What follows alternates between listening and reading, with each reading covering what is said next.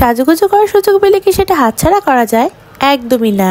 আর সেটা যদি গায়ে হলুদ বা বিয়ের প্রোগ্রামের সাজুগুজু হয় তাহলে তো কথাই নেই।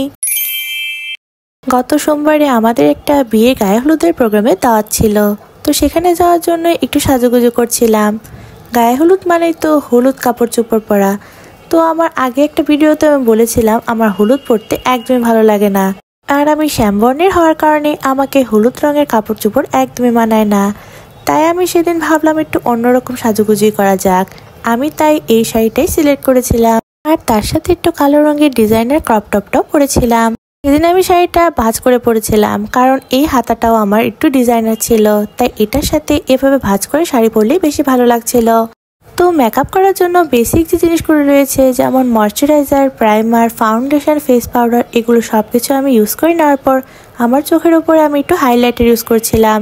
আমি আমার মেকআপ করার সময় চোখের উপর তো সবসময় আইশ্যাডো ইউজ করে থাকি, তাই সেদিন ভাবলাম আইশ্যাডোর বদলে এই হাইলাইটারটাই ইউজ করা যাক। এটা ছিল সাদা রঙের হাইলাইটার, মানে সিলভার কালারের। এটা চোখে ইউজ করার পর দেখলাম চোখটা একটু অন্যরকম দেখাচ্ছিল, বেশ ভালোই লাগছিল আমার কাছে। তার সাথে আমি মুখে একটু ব্লাশও দিয়ে নিচ্ছিলাম। ও হ্যাঁ, বলতে তো ভুলেই গেছি, চোখে আমি আইলাইনার আর মাস্কারাটাও ইউজ করেছিলাম।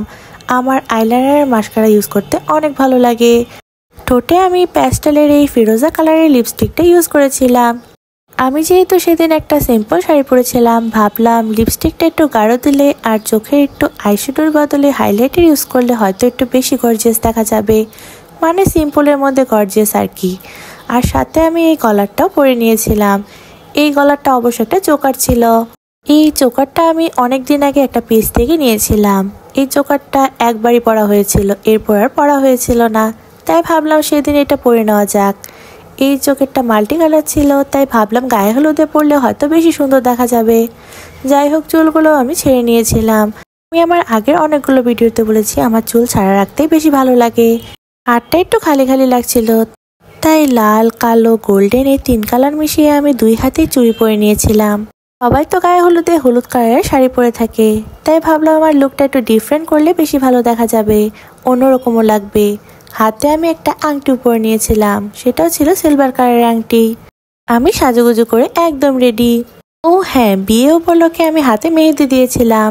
মেহেদির ডিজাইনটা কেমন হয়েছে অবশ্যই কিন্তু সবাই কমেন্ট করে জানাবা।